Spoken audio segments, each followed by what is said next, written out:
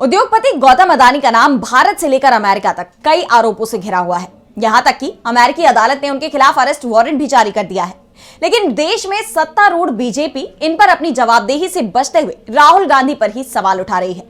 BJP ने America के साथ राहुल गांधी पर देश के खिलाफ काम करने के आरोप लगाए थे, लेकिन अब अमेरिका ने बीजेपी के सभी दावों को खारिज कर दिया है। तो क्या रुख है अमेरिका का, जानने के लिए देखिए ये रिपोर्ट। उद्योगपति गौतम अदानी को लेकर बीजेपी और अमेरिका आमने सामने नजर आ रहे हैं। कुछ दिनों पहले अमेरिकी उद्योगपति और मीडिया संगठन पर बीजेपी ने आरोप लगाए थे और अब अमेरिका ने बीजेपी के सभी आरोपों को सिरे से खारिज कर दिया है। अमेरिकी दूतावास के एक प्रवक्ता ने बीजेपी के आरोपों को निराशाजनक बताते हुए कहा कि अमेरिका की सरकार हमेशा से ही दुनिया भर में स्वतंत्र मीडिया की वकालत करती रही है।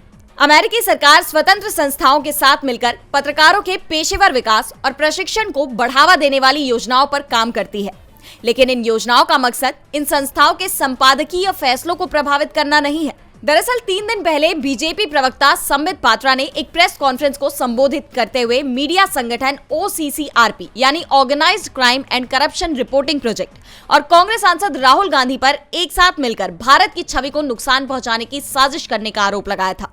संसद में भी बीजेपी सांसद निशिकांत दुबे ने राहुल गांधी और हंगेरियन अमेरिकी व्यवसायी जॉर्ज सोरोस के बीच संबंध का दावा किया। उन्होंने कहा कि कांग्रेस के OCCRP के साथ संबंध है। OCCRP को अपना सारा पैसा अमेरिकी सरकार और जॉर्ज सोरोस से मिल रहा है, जिस पर काफी विवाद हुआ। कांग्रेस ने साफ तौर पर इन सभी आरोपों से इनकार किया और साथ ही निशिकांत दुबे से माफी की भी मांग की। और अब अमेरिका ने कहा कि यह बेहद निराशाजनक है कि भारत की सत्तारूढ़ पार्टी इस तरह के आरोप लगा रही है। ऐसे में सवाल अब मोदी सरकार पर उठ रहे हैं कि आखिरकार क्यों बीजेपी और मोदी सरकार अदानी को बचाने की कोशिश कर रही है। क्या विपक्ष के आरोप सच हैं?